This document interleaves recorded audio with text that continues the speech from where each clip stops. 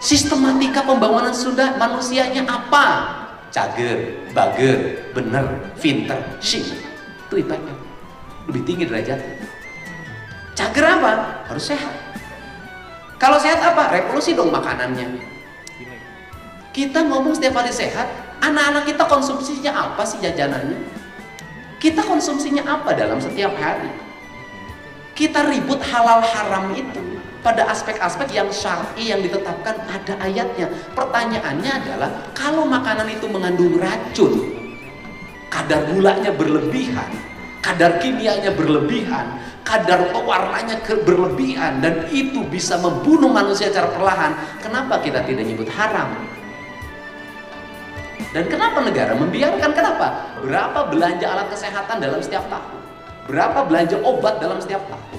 Kita cenderung hidup ini selalu tambal sulam. Harusnya apa? Revolusi dong manusia untuk makanan sehat. Bagaimana budaya sehat?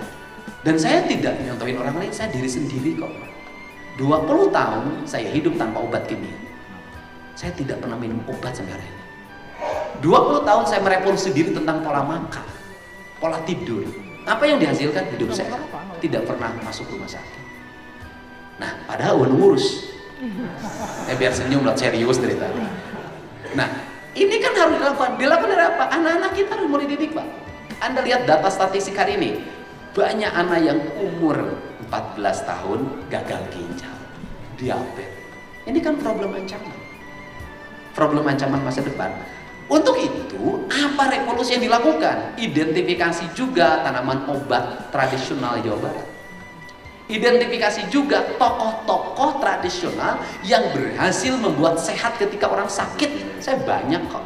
Setelah itu apa? Setelah itu adalah rumah sakit pemerintah harus terintegrasi, membuat ruang layanan pengobatan tradisional di rumah sakit.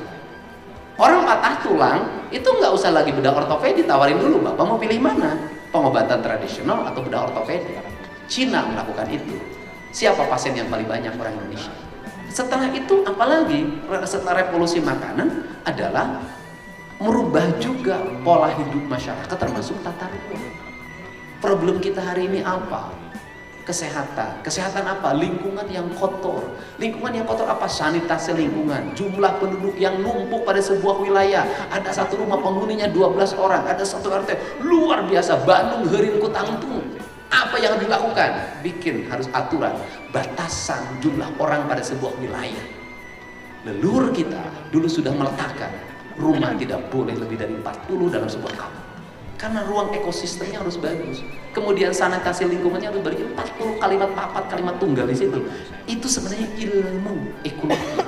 Nah itu, pertama cager. Yang kedua bager. Bager itu hidup. Kalau orang cager, bager, hidup saling menghargai, menghormati, asa, asih, asuh, sarunduk, saigel, sabobot, sapihannya. Itu adalah kalimat persenyawaan sebenarnya. Ketika alam, manusia, dan Tuhan satu kesatuan yang disebut Jinda Tritunggal. Cager bager, bener, sikapnya hidupnya bener. Pinter baru yang keempat. Dia memiliki kemampuan intelektual. Jadi kemampuan intelektual yang keempat, bukan yang pertama. Cager heula. Kenapa? Pinter, setruk mau artinya. Kemudian baru yang terakhir singer, kelima. Singer itu artinya apa? Orang cager, orang bager, orang pinter, singer, kadaek, tidak ada kemauan dalam hidupnya, tidak kreatif. Nah inilah kehidupan masyarakat yang sejahtera. Menurut orang Sunda bagaimana? Ngahna ngahning, ngeunah nyandang, ngeunah nyanding, tapi tong nyandung. Tapi omongan ini hiji gencat serius nyarang. Ya ngeunah ngahning, ngeunah nyandang, ngeunah ngandung. Terus kemudian apa lagi? Ngeunah dahar ti brasare, sederhana. Ya kalau orang sudah tidurnya nyenyak itu sejahtera Pak. Terus kemudian makannya enak, itu sejahtera. Sudahlah hidup itu kan itu.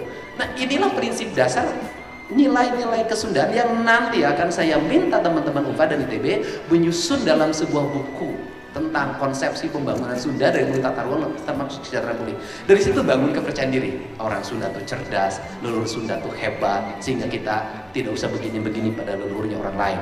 Kita hormat dan ini pada leluhurnya orang Sunda yang memiliki nilai-nilai keislaman yang sangat kuat dalam diri.